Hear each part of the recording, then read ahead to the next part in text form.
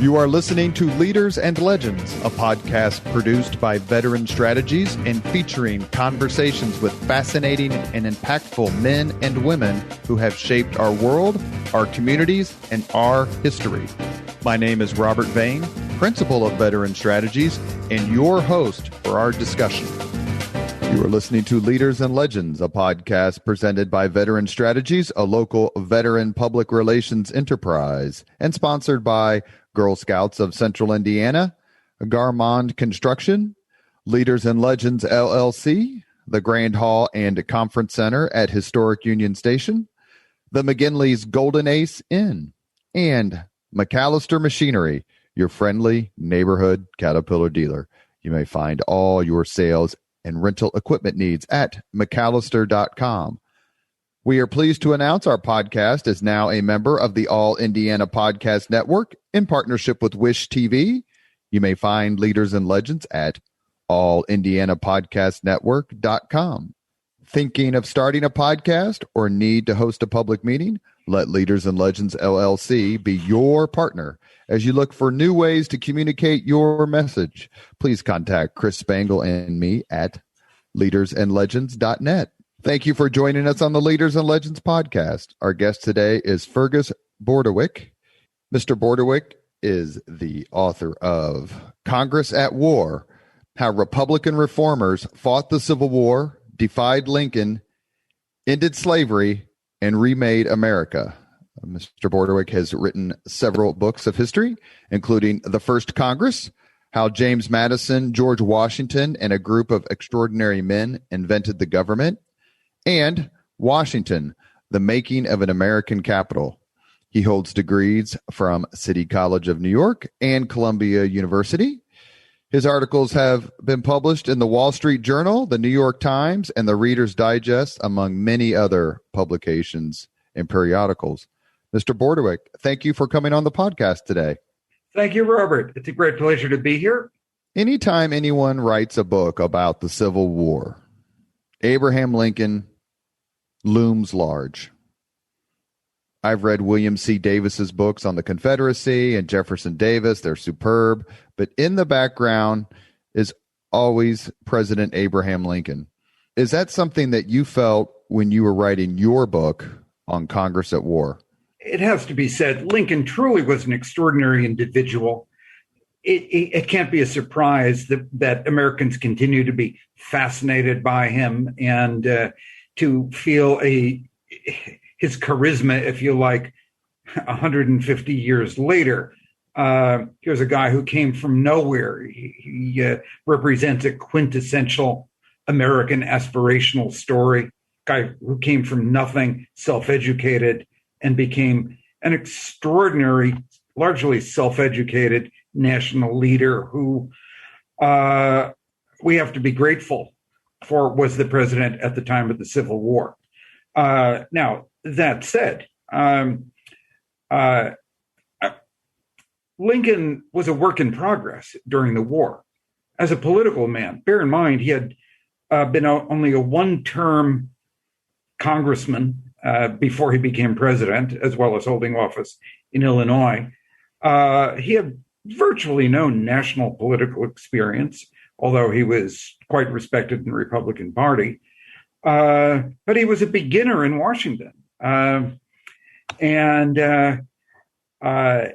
he faced intense criticism, even at times great opposition from within the Republican Party, from staunch Republicans, Unionist Republicans, who regarded him as much too small, weak, and narrow for the job at hand. That is, carrying the country through a war that, in truth, almost nobody expected.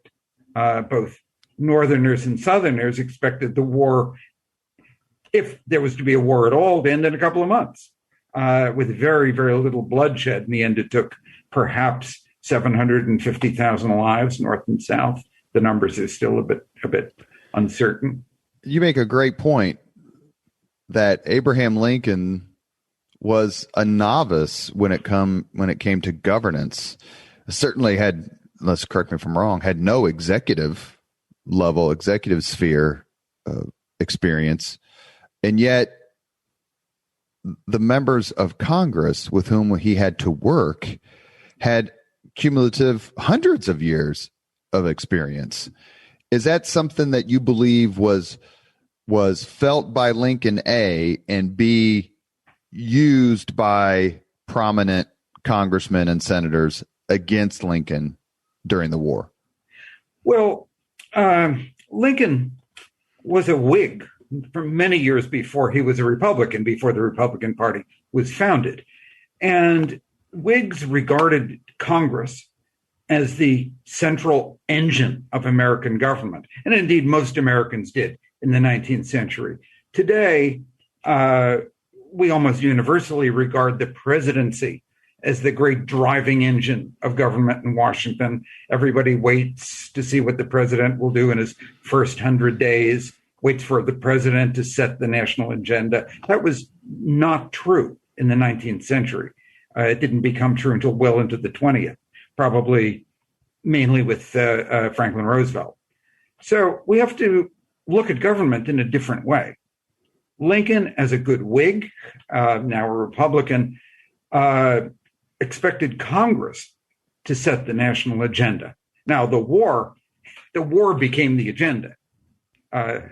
And the great question facing both Congress and Lincoln was, can the country survive the war? How can the country fight the war? How is the Union war effort to be led? These are all open questions. And behind that, the very real anxiety that the North might not win the war. It was not a foregone conclusion in 1861, or even until finally 1864, that the Union, the North, was going to prevail. So Lincoln came into office with a great deal of, let's say, respect for the institution of Congress. He did not regard members of Congress as a bunch of louts and empty talkers. He had respect for them. I mean, he himself had been a legislator, as you pointed out. He had no executive experience at all. And in the beginning, his early presidency was fairly clumsy, as it is for most new presidents, other than those who may have been a vice president beforehand. He really was not very sure what the job was going to be and what was it going to be required of him. There were very forceful personalities in Congress. A couple of them are people I write about in the book. Ben Wade, a man from your neighboring state of Ohio, a man whose name we should all remember, but generally don't anymore. Very forceful member of the Senate. Thaddeus Stevens from Pennsylvania, also an extremely forceful member of the House. Many others, Charles Sumner of Massachusetts. These were strong people with great visions of the country, and the ones I've cited here were very, very strong proponents of a hard war from the beginning. Fight the war to the conclusion. The South is not going to surrender easily. Compromise with the South is a fool's errand. Lincoln, like many Republicans, had I don't want to call it a fantasy, but it's close to a fantasy of a huge popular Southern resistance to the Confederacy, a vast unionist sentiment in the South, which only had to be, which would rise to the surface. It didn't exist. It did not exist. It was modest. And your point about the senators and congressmen, they were a part of Lincoln's cabinet. So he chose people who had served in Washington as part of his inner circle. Seward being one of them, who was William Seward, Secretary of State. Was Chase a senator, or Solomon P. Chase? He was initially a senator. He had been a governor of Ohio, right? Then a senator. and was many people now recognize was a great rival of Lincoln. He was regarded as a radical, as probably the most radical member of the cabinet. So Lincoln had that mentality, that group of people with that experience within his cabinet, and I think most people would agree that Lincoln's cabinet was generally spoken of highly. Yes. A group of very strong, very smart men. So he had that mentality. So he was used to it. So he brought those men in. Your point a few minutes ago about this great unionist sentiment, I always find it interesting that the people who believed, let me say it a different way, a lot of the people who believed in the hard war aspect, that approach, were people who had been in D.C. for a long time and therefore had interacted with these Southern reps and senators who were so sectionally frenetic. I can't even think of the term. Their devotion to the South, the Jefferson Davises of the world, and the senators from all over the South who said, "We hate you. Don't come down here. We hate you." They understood, the people in Congress, they understood exactly the mentality of these Southern leaders. And it seemed to me that Lincoln did not. And the proximity they had through serving in Washington was the foundation of that. That's a good observation. I agree with you. It's true. And many of these men, William Seward, for example, interesting character in his own right. Maybe we'll talk more about him after, but had been in the Senate, also a former governor of New York, had been in the Senate for many years and was a major player he was very radical at the time in the debate over the Compromise of 1850, a decade before the war, when Southern members of Congress on the floor of Congress repeatedly threatened secession. Then most Americans don't realize how close we came to seeing secession in 1850. The point of debate was whether slavery would or would not be allowed to expand across the West. I won't digress into that, but at any rate, secession was very close in 1850, and people like Wade, like Seward, whom we've already mentioned, and others heard this. They saw this. In fact, the threat of secession, Southerners had used the threat of secession as a club over the national government since its founding. I wrote a book, as you mentioned, about the first Congress. During the period of the first Congress, that's 1789 to 1791, Southern members of Congress are threatening secession if the very subject of slavery is even brought up for discussion. And yes. So there was an attitude, wasn't there, of like, well, then just good riddance.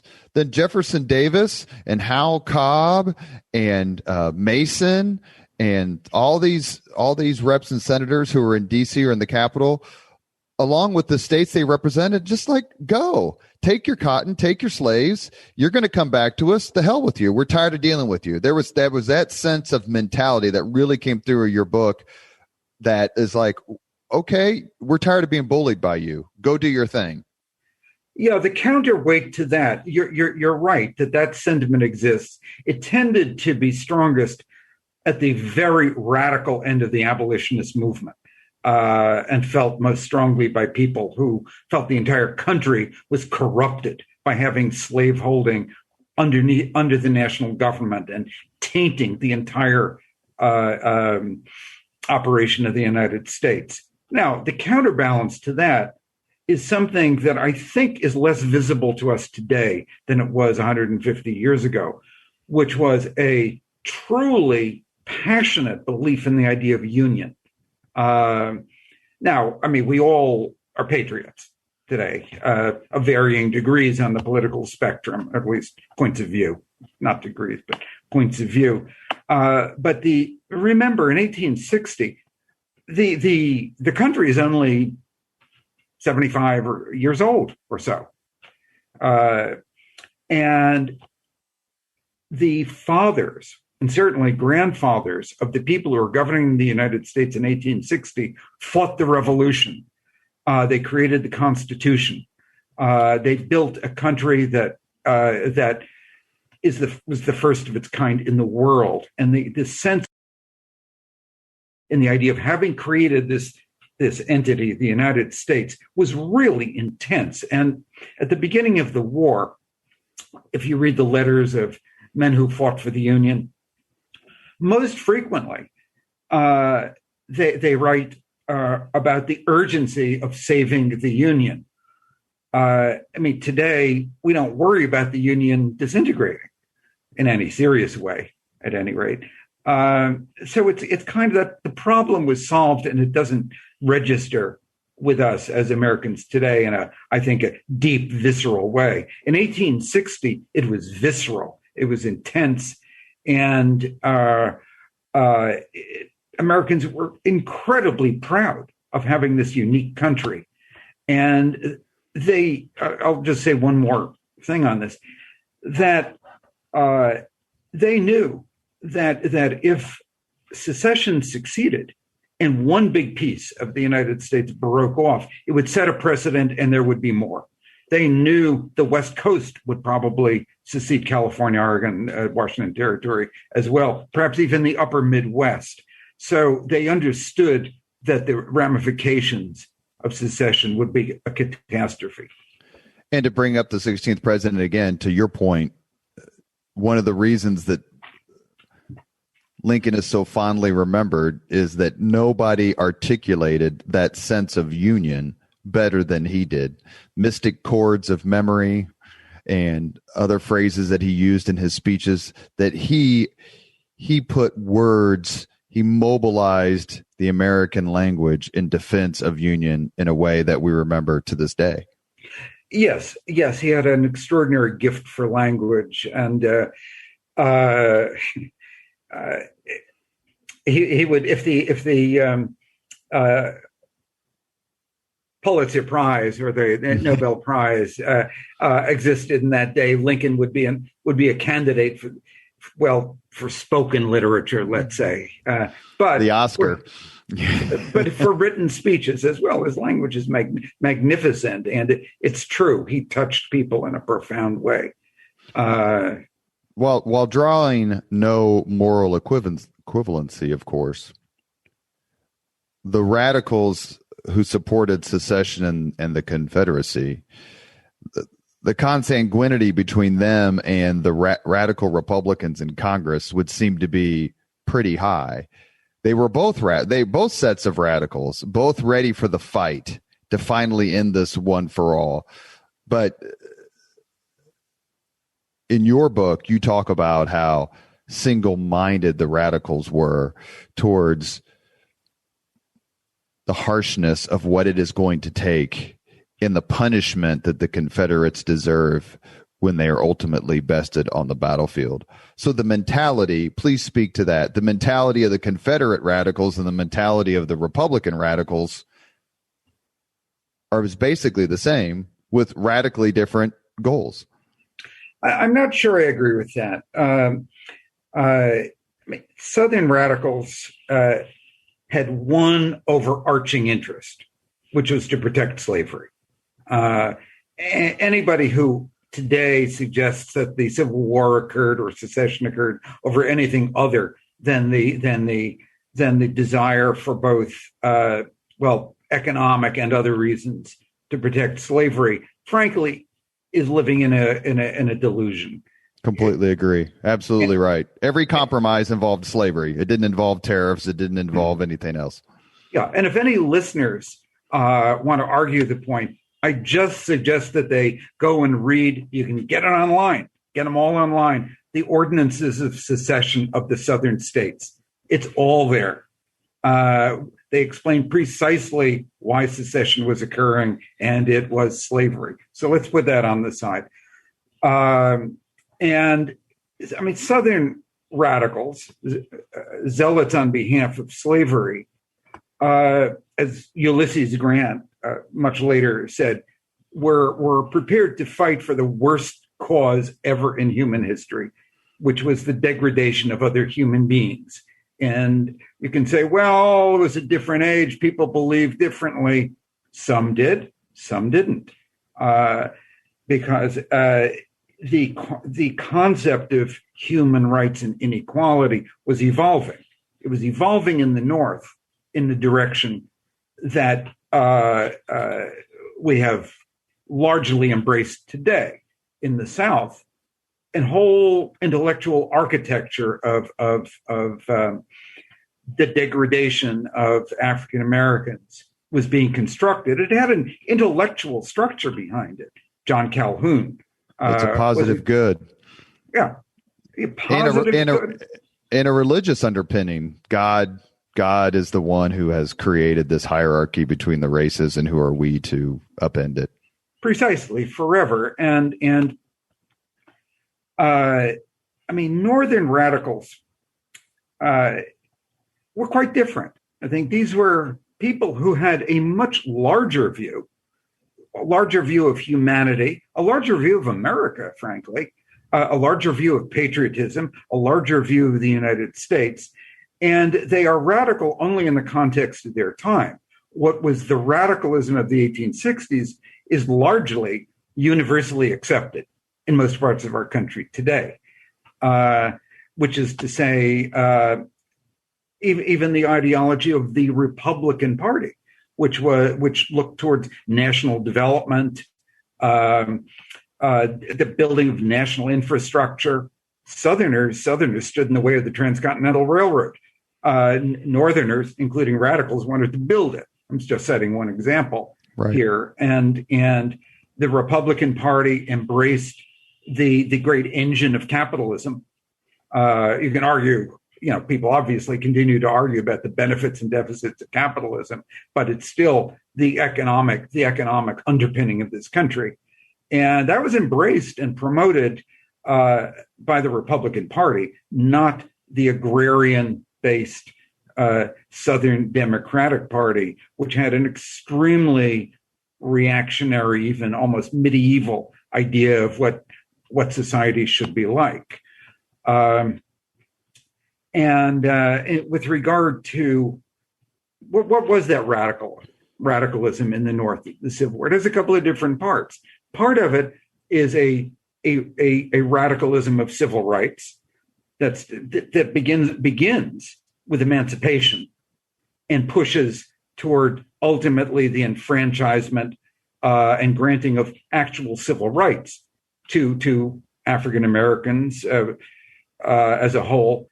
But it's also, as you were saying earlier, it has to do with a determination to fight the war to a conclusion that based on the argument that slavery has sapped the United States morally, economically, and on the part of many, even spiritually, over the course of the country's existence.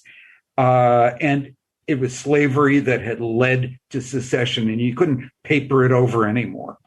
Go down, finish the war.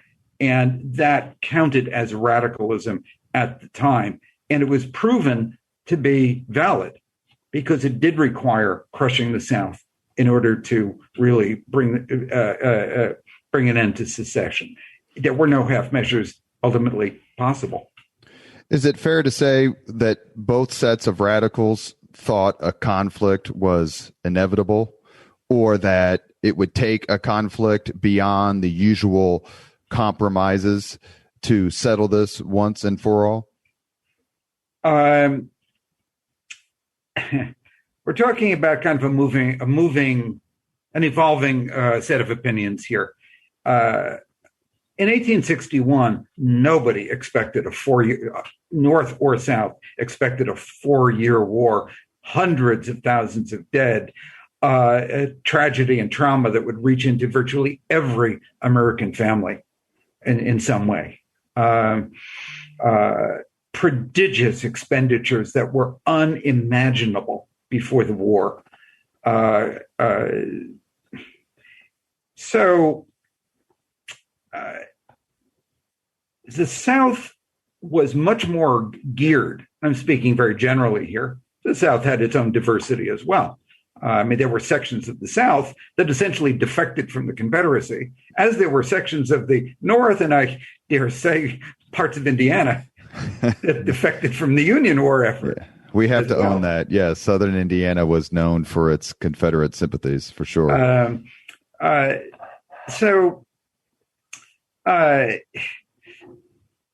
It took a while before both Northerners and Southerners recognized that after the Battle of Bull Run, certainly by 1862 and the collapse of McClellan's brilliantly planned, miserably fought peninsular campaign in Virginia.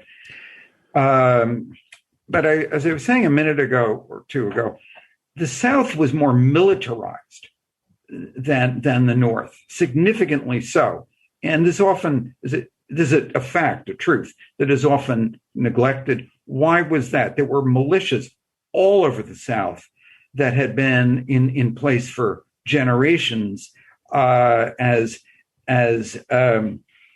guarantors against slave uprisings. Correct. Right. And especially from about the 1830s on, when there was increasing anxiety in the South about supposed, only imaginary at the time, supposed invasions like the John Brown invasion, which was blown vastly out of proportion, or an exaggerated notion of the penetration of the Underground Railroad into the South. When's Nat Turner? Is that 1831? Yeah. Mm-hmm. Yeah. The Nat Turner Rebellion? Yes.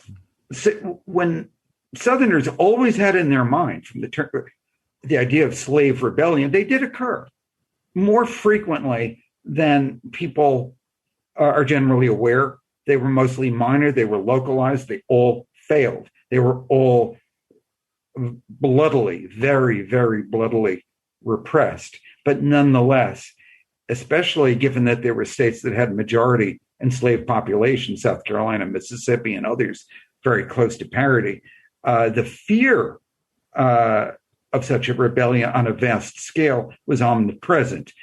Southerners had only to look at what happened in Haiti in the 1790s,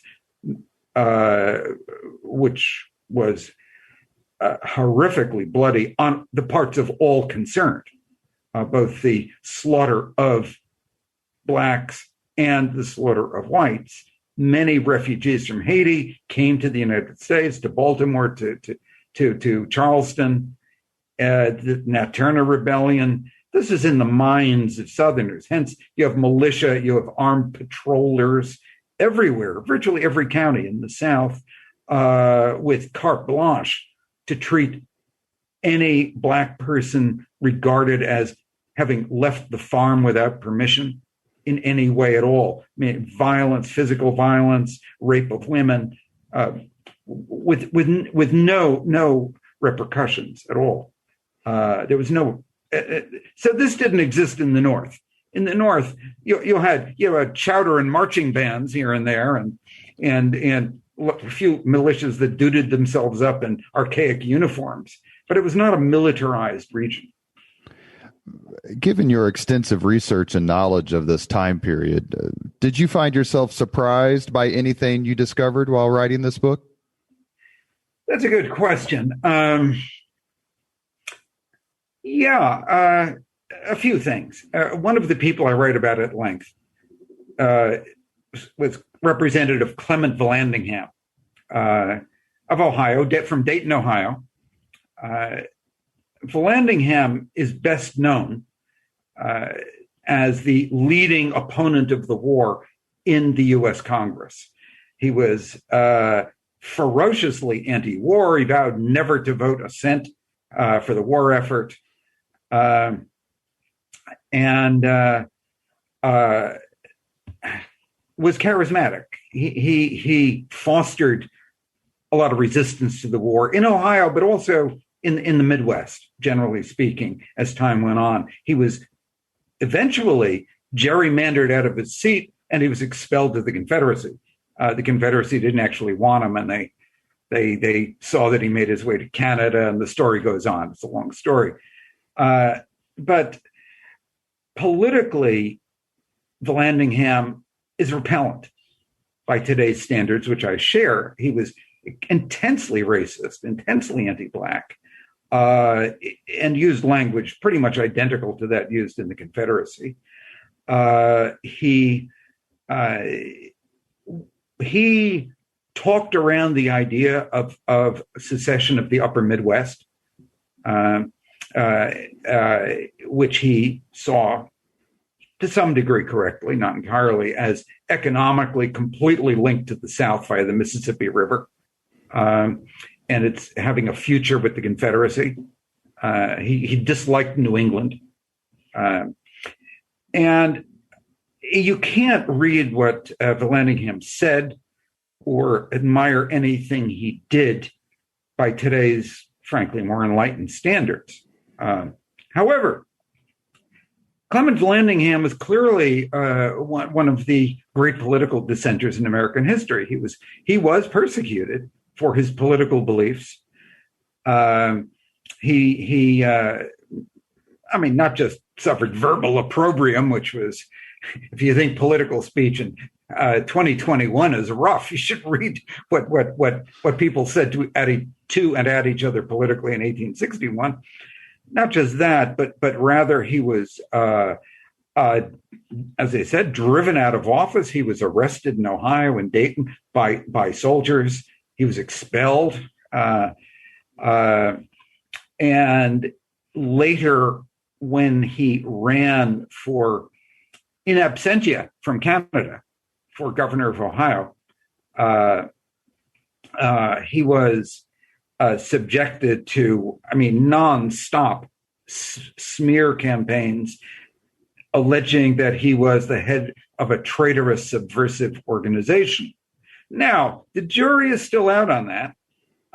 He was indeed affiliated in some degree with a traitorous subversive organization. But is that the Knights of the Golden Circle? Yes. Okay. And affiliated, yes. He didn't reject their support. They treated him as its leader, and there were some equivocal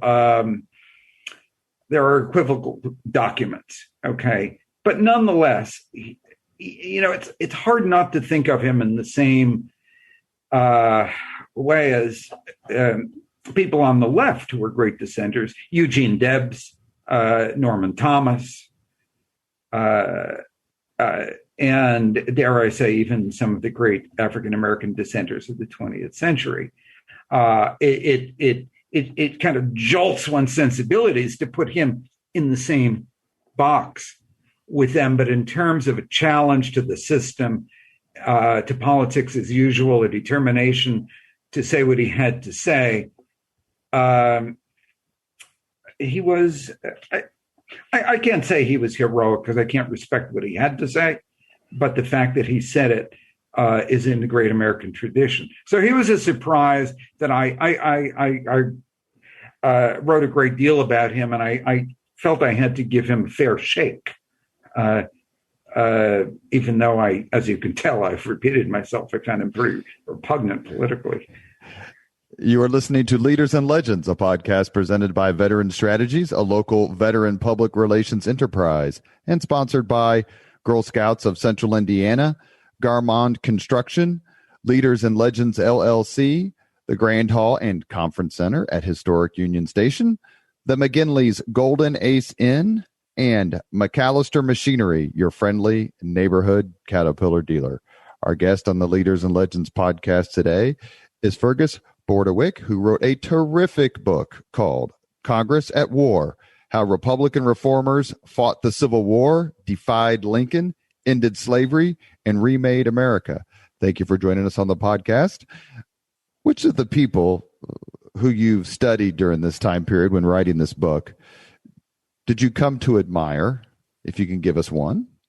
Sure. And which one did you find, besides Mr. Vallandigham, which one did you find particularly the most loathsome? Okay, I like that question. Well, the person whom I most admired, I think, was Thaddeus Stevens, a Republican congressman, long-serving congressman from Pennsylvania, the small city of Lancaster, Pennsylvania. originally born in Vermont. He was a New Englander by birth, made his career as a lawyer and a political man in Pennsylvania, regarded before he was elected to national office as probably the smartest lawyer in the state of Pennsylvania, which is saying a lot. Right. And he was so respected and so forceful and politically creative that he became essentially the floor leader for the Republican Party as soon as he entered Congress. Now, there was the structure of Congress was a bit different in 1861. I won't digress into that. It's kind of too deep in the weeds. But the election dates were different. When it was convened was different. They weren't there all the time. That's something that came through your book. They have all these different dates where some of the delegates, some of the congressmen are there because the states have done their thing and some of them aren't. It's very patchwork. So, and you do a really sharp job of explaining that so we can go, well, why the hell aren't they doing anything? Well, they can't do anything because they don't have a quorum. Well, why don't they have a quorum? Well, that's because this state, X, Y, or Z, hasn't done its election yet. So they haven't sent their representatives or their senators. It was very illuminating, that point. It's something I'd never read before. Good. Yeah. That was what you're describing was a really significant problem at several points during the war Congresses. So Thaddeus Stevens, I'll give you a little picture of him. He had a rather muscular, stocky body. He had a condition called alopecia, which meant that he was prematurely bald as a young man. So he wore a rather flamboyant wig, which is in the Lancaster County Historical Society's museum, worth seeing. And he once rather dashingly, when asked by a girl if he really wore a wig, he tore it off his head and gave it to her, So he was a man with a bit of style. He also had a club foot, which is significant in a number of ways. One, because it meant that he couldn't live the kind of hard physical life that people growing up hard Scrabble in rural Vermont did. And he made his life intellectually. Well-educated, Dartmouth College. And also, I think it was one of the factors that enabled him to feel a deep affinity with anybody, African Americans in particular, who didn't have a fair shake in society. He'd been humiliated as a boy. He'd been bullied, badgered because of his deformity, but it made him stronger, not weaker. His tool was language. His speeches are brilliant. He was famous for them. People would pack the galleries if Stevens was going to speak. Viciously. I mean, he spared no enemy. He was very caustic, but people loved his sarcasm. It was entertaining. That was a style that was much favored in the 19th century, but he was a master of it. Let me ask you, we talked about this before the podcast started, forgive me, but since we're talking about Stevens, let's bring up the movie Lincoln. What did you think of Tommy Lee Jones's portrayal, and what did you think of how they wrote for Stevens, including using some of his direct quotes from his speeches and from his writings in the movie? What did you think of that portrayal of him? Well, I think the movie was terrific. I think it was terrific. And some historian colleagues nitpick small details that nobody else would pay attention to, but I thought it was a fine movie. And I thought the portrayal of Stevens was on the whole excellent. I like Tommy Lee Jones. It was I think, a very finely modulated performance. I think he captured Stevens's affect with one to me kind of striking shortcoming, which is to say, Stevens, as I said, lived in Pennsylvania. He was from northern Vermont, and to hear him speaking with a Texas accent was a bit challenging for me. But I will also say that the film took a significant liberty with Stevens's relationship with Lydia Smith, his business partner, and sometimes she's called housekeeper, but she was actually a business partner who was an African American woman. The movie portrayed that as essentially a common law marriage, which there's no evidence that it was. It was often said, usually as an accusation against, miscegenation, racial mixing against Stevens. But there's really no persuasive proof that it was that. Stevens, very unusually for his time, had no color prejudice. Even abolitionists, even many radicals, basically were pretty bigoted by today's standards. They were all for the principle of fairness, civil rights, and equality institutionally, but they personally weren't very comfortable being around Black people. Yeah, you just answered my next question. I was going to ask that. We have them as like, oh, they wanted all these amazing things and end slavery and fought the war, but they didn't want. And correct me if I'm wrong. They didn't want ex-slaves moving to the north and taking these jobs, and they didn't want ex-slaves moving north and marrying their white daughters. That this undercurrent of racism, as you were just describing, much more virulent than anything we can imagine today, that existed even though they sent their sons south to end slavery at a certain point when the war became about slavery. Like, okay, that's all well and good, and I'll send my son to march with Sherman to the sea, but just don't come up here. And don't upend our way of life here in New York or Michigan or wherever. Well, okay, there was a spectrum. In the Northern Democratic Party, Vallandigham's party, racism was virulent. It was open. The 1864 election was very possibly the most racially vicious election in American history. That's a great point. Sure was.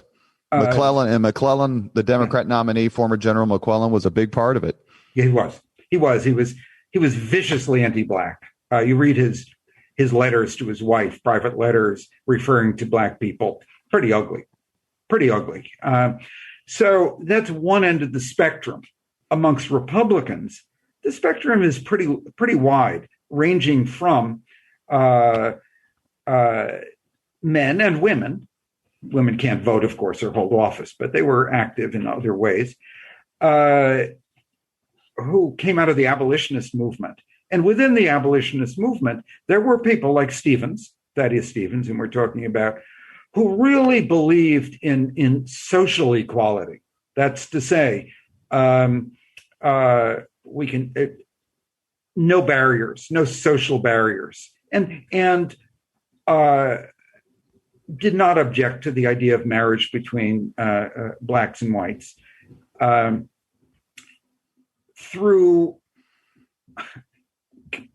others, even abolitionists, as you were just pointing out quite correctly, who were uncomfortable with social equality, but tried to accept it, to those who could not accept it, to fairly, but in the context of the time, conservative Republicans who, as I said earlier, were absolutely all for legal equality, but absolutely repelled by the idea of social equality. It's very mixed. There's a vast amount of sentimental and intellectual difference among these people, all boiling around in a huge kettle in the same party, the Republican Party, and then stir in the Democrats, and it's even wilder. Who did you find the most loathsome? Well, I think in a way, I have to say, although this might seem like a contradiction, Clement Vallandigham, whom we've already talked at length about, because I went very deep into his character and his personality, and he mattered. This was a guy whose bigotry mattered. He influenced a lot of people. He was charismatic amongst his followers. He had a lot of sway in the Midwest, Ohio, Indiana, Illinois. And he influenced people for the bad.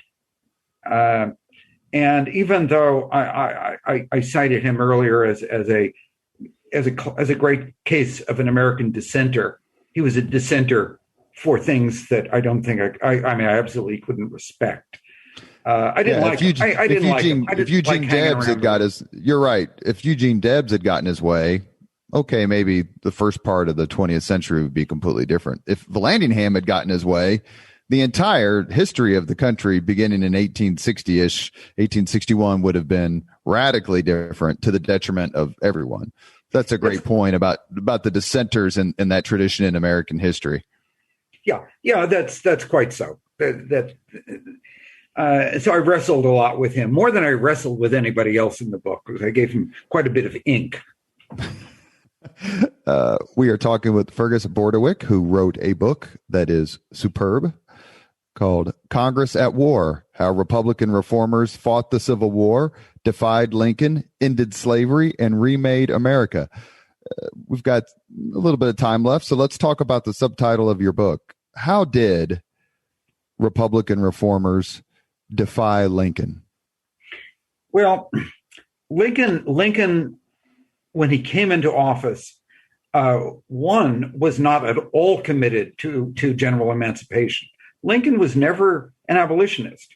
He personally detested slavery. That's clear. People who want to accuse some people in our present day world who want to criticize Lincoln as an alleged racist, and so on, are fundamentally wrong.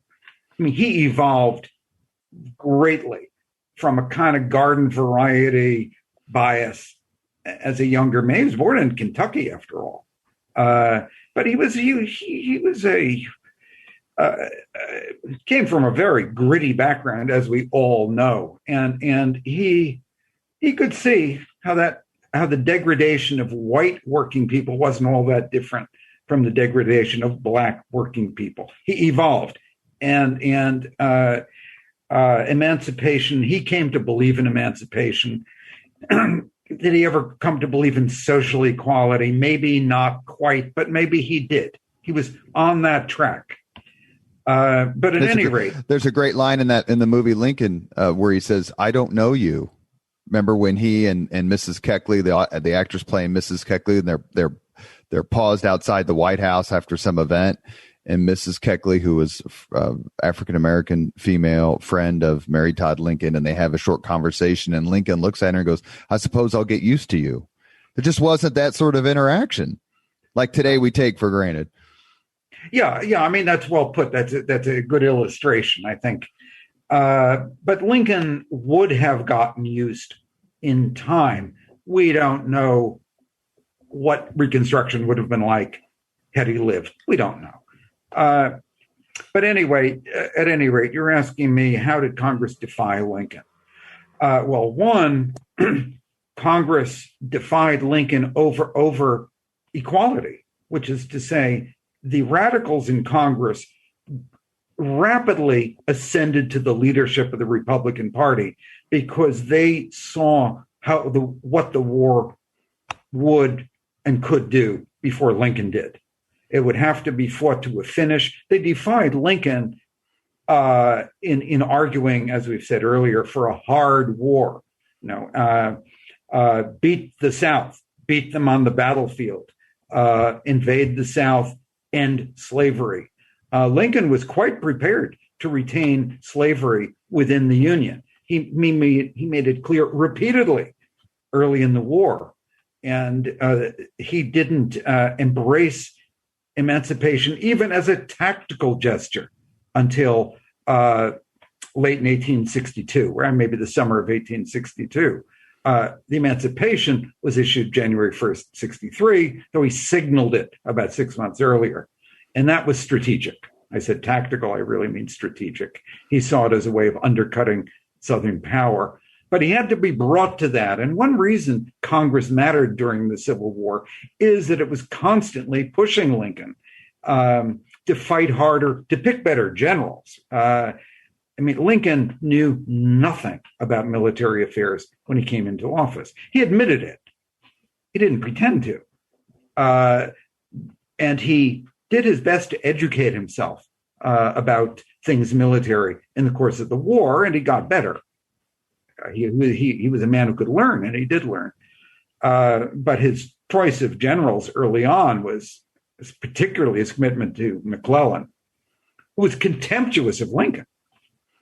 Contemptuous. He treated him like dirt, frankly. It's shocking when you read accounts of some of their interactions.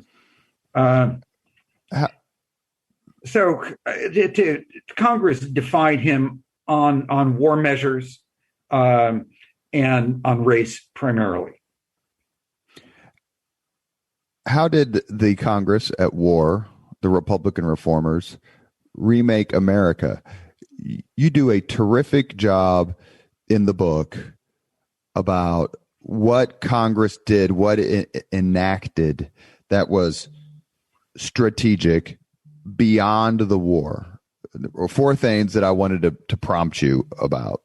If you could just give us a minute maybe on each one. The Homestead Act, the Pacific Railway Act, the creation of the Department of Agriculture, and for those of you listening who love Purdue University, the Morrill Land Grant College Act. These four acts of Congress had ramifications far beyond the period 1861 to 1865. Is this how the Republican reformers remade America outside of the war and slavery? Yes. I mean, these are all the things you mentioned are not generally described as war measures, but they were measures that could only be taken because the Republican Party controlled the government, had ironclad majorities in Congress during the war, and they were perceived at the time to some degree as war measures. Okay, let's start with the Transcontinental Railroad. The idea for one had been brooded since the 1840s, and bottled up, stonewalled by the South, as like these other measures that we're talking about here. Why was that? Because Southerners who dominated the government, despite being very much a minority of voters, who dominated the government, and the presidency, that's right, did not want free states metastasizing across the West. The railroad, they knew, would bring more northern settlers, of whom who are more numerous, northern settlers and immigrants abroad, all across the West, and the states that they settled would become free states. The South stymied that, and for the same reason,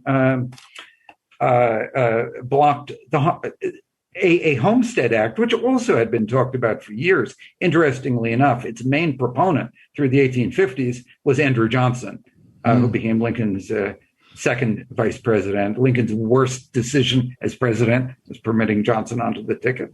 We could talk about that in a bit if you feel like it. I won't argue. Didn't have to happen. His first vice president was excellent. He was an abolitionist from Maine, Hannibal Hamlin, who would have changed America had he been president during Reconstruction. That was parenthetical. At any rate, the South also blocked homesteading, as we said. The idea of land grant colleges was very much a New England idea. New England had more schools than any other part of the country. The South had the smallest number of schools. Very interesting subject in its own right, which I don't really deal with at length in the book. But part of the New England vision for America was a well-educated citizenry, public education. New England had public education. The South did not. One of the things that the Southern states resisted most violently during Reconstruction was free public education. We won't go into Reconstruction here, but it was part of what you have to call a liberal, and I use that in a broad sense. I'm not talking so much about today's context. Broad liberal vision of America, of what American society could be, of a well-educated voting population, which everybody participated on a legally equal basis, put aside social equality. Okay. And the idea of land grant colleges fit perfectly into that. The Agriculture Department, which is probably the least sexy piece of legislation passed during the entire Civil War of great consequence,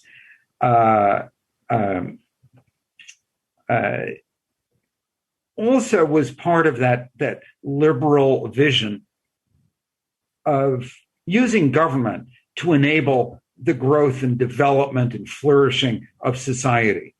Democrats of that era tended to be anti-big government. They resisted big government. They didn't want federal activity in anything. The Republicans were the party of big government at the time, and it did expand. Government did expand dramatically during the Civil War. Yes, the government bureaucracies expanded to manage the war and other things. But the Agriculture Department would help in conjunction with the colleges to spread knowledge about modern farming through every agricultural part of the country, everywhere, and then including in the Northeast. Most of America was, of course, then farmland. We're now much less a farming society than we were 150 years ago. But these were very far-sighted, enlightened concepts for government facilitating the healthy development of modern society. All these aspects. Now, another aspect, though I should say, of the Transcontinental Railroad, which is along with homesteading, are a bit different. There was this huge question of what the West was to be and what was the United States to be, with great ramifications for what happened to Indians, Native Americans. But the railroad had an additional significance because it would bind the West Coast to the East. And there was very real anxiety in 1861 that the West Coast might secede because it was viable. It was California because of its gold, Nevada, silver. It was viable as an autonomous region, and the railroad would bind the two areas. It would also make it much easier and cheaper to bring precious metals east for the war effort.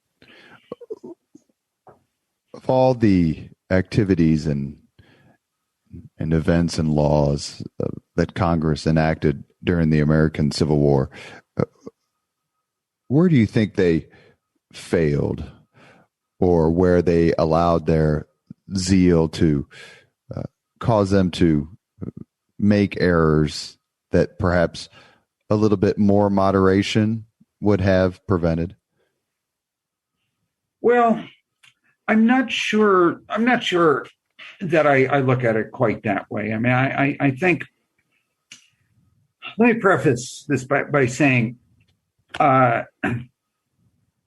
one of the things to take away from my book, I would hope, is that it's a portrait of dynamic, creative government. I think we're in an era today when there's an enormous well of suspicion and distaste for government, for politicians, for Washington, and for Congress. I mean, I don't have to allude to recent events to underscore the point. And I find that extremely worrisome, not even perhaps poisonous for the system that we claim to honor our constitutional inheritance and so forth. And I think I've tried to show that members of Congress, I've done this in a couple of books, but members of Congress during the Civil War were extremely determined and creative in solving the nation's problems of the time. They weren't. It wasn't peaceful. one of the figures I've written about, William Pitt Fessenden from Maine, a senator whom I admire as well, said that there is no quiet in a democracy. He's right. It's never quiet. It's always contentious. We shouldn't be afraid of contention. We shouldn't be afraid of argument, even violent verbal argument. That's our heritage. It's what the founders bequeathed to us. Okay. And I think that we see during the Civil War Congresses, members of Congress doing the people's duty. Some of them were brilliant. A lot of them were kind of mediocre. Some of them were drunks. Pretty much the same assortment of personalities and shortcomings as you find in any Congress, including our present day Congress. No discussion about Congress during the Civil War is complete. And this is the last thing I wanted to ask you was, we mentioned Benjamin Wade, senator from Ohio, who appears in the movie Lincoln just about as you would expect him, kind of a scowling, grumpy old man, but brilliant in his own way. And he was, and correct me if I'm wrong, certainly probably the engine behind the creation and the activities of the Joint Committee on the Conduct of the War, which was a congressional committee to oversee Lincoln's handling of the war and overall strategy and the activities or lack of activities on behalf of the generals, and basically a huge investigative committee. It was a thorn in Lincoln's side in many ways, certainly a thorn in the side of unsuccessful or unenergetic generals. You write a lot about this committee. It's gone down in history as a little more than a fair bit of notoriety because it's seen as, again, a contrast to how Lincoln performed as commander in chief. And then it seems like the committee maybe starts to wither away maybe a little bit in prominence as Grant starts to come up, and you push back on that if you want to. Grant is so successful and then is ultimately, after a bit of unsuccess, triumphant. What do you think about the Joint Committee on the Conduct of the War? Do you think it was necessary? Do you think it was something that was that did a good job? And what do you think of it in terms of how it's gone down in American history? Yeah, I think it's a fascinating subject, and largely, I think, forgotten or ignored even by people who write and think about the Civil War. I admire Wade. He was a two-fisted, take no prisoners, unionist, abolitionist, very experienced politically, very effective in Congress. And yes, he was the spark plug behind the Joint Committee because he came away from the Battle of Bull Run, which he witnessed. He was on the battlefield. Mm-hmm. And he played a significant, although not widely known, role during the chaotic rout and retreat. Afterward, he was so shocked and angry at seeing federal troops fleeing the battlefield. He blocked the road with his carriage. He had a couple of companions, including a couple of senators. They pulled out their rifles and they threatened to shoot soldiers if they didn't stop running. And they stopped that rout long enough for more organized units to come up and take control. So I give you that anecdote because it's illustrative of Wade. It's very Ben Wade. Yes, that's right. Yeah. So the committee, as you very clearly described it, was yes, a thorn in Lincoln's side, pushing. When I've said several times in this conversation about Republicans in Congress pushing for a hard war, the wedge of that push is the Joint Committee on the Conduct of the War. Its members are vocal. They're led by Wade. They're intense. They had virtual carte blanche to invite, let's say, to be more polite, to invite serving officers of the Army to come in and be interviewed. Others might say interrogated. And it is one of the best resources in existence for what officers were thinking in real time during the waging of many of the famous battles of the war. It's an incredible resource, by the way, for any of your listeners who want to go deeper into how the war was fought.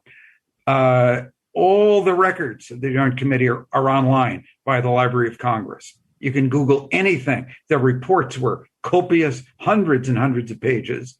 They're not too difficult to maneuver through.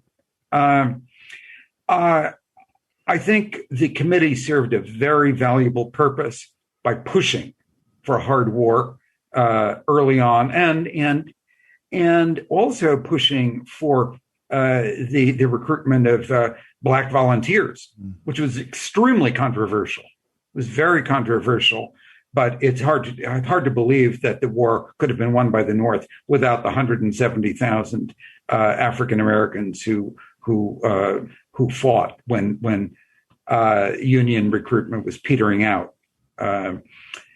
And I will mention also parenthetically that the committee investigated things like procurement and the production of shoddy war materials. It investigated war crimes, including, really significantly, the massacre at Fort Pillow in 1864, when Nathan Bedford Forrest's Confederate cavalry massacred, and I don't mean just killed a few people, massacred Black Union troops defending a fort that they captured in Tennessee near Memphis, which was the worst war crime committed on American soil, apart from the Indian Wars. And it's a travesty that this is not an event that is still in historical memory. I wish the attention. And that they were naming schools after Nathan Bedford Forrest into the 1960s. Quite so. Now, to finish answering your question, how has that committee been seen in history? Well, generally, it has not been treated very well. Why is that? Well, one, because it was a radical committee and led by Wade, Zechariah Chandler of Michigan, and so on. And the reputation of the radicals plummeted during Reconstruction and the long Jim Crow era that emphasized reconciliation between North and South at the cost of the rights of Black Americans, Black Southerners particularly. So it's only in the last generation that the radicals have gotten renewed positive attention on one hand. In addition, Harry Truman particularly detested the Joint Committee on the Conduct of the War. Harry Truman, as many people may know, was a very active senator from Missouri before he became FDR's vice president. And he was responsible for investigating corruption in military procurement and stuff of that sort during World War II. And he, like many military men, both during the Civil War and after, really, really hated the idea of civilians poking their noses into military decision-making. The generals didn't like it during the Civil War, and the generals didn't like it during World War II. And Harry Truman, in some of his own writing, particularly cited the Joint Committee as a prime example of what government had no business doing. I don't agree with Harry on that. I think it did a pretty good job. Sometimes they went overboard in pushing for the Army to promote officers who were more politically aligned with them, who weren't necessarily great generals. That is a blot on their record. But on the other hand, they were very valuable in helping to hobble McClellan and finally get Lincoln to disencumber himself of the general who should have won the war in 1862 but couldn't bring himself to do it. We have reached the point in the Leaders and Legends podcast where we ask the same 5 questions of all of our guests. Are you ready, Fergus? Fire away. Number 1, what was your first job? My first job, I worked in a city park in Yonkers, New York, where I grew up, walking around with a stick with a nail on the end, picking up litter. And number 2, what was your first concert? The first one I remember was at the Metropolitan Opera in New York City, and I was probably about 7 or 8 years old. Do you remember the opera? Yes, it was The Masked Ball. Number 3, if you could suggest any book for someone to read, which book would you recommend? Well, I got to give you a short answer to that one.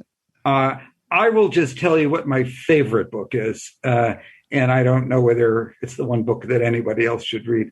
It's Thomas Mann, the German writer Thomas Mann's magnificent novel, The Magic Mountain, about Europe. It's a tremendous investigation of what Europe was on the brink of before World War I. It's just a wonderful novel. I've read it about 5 times.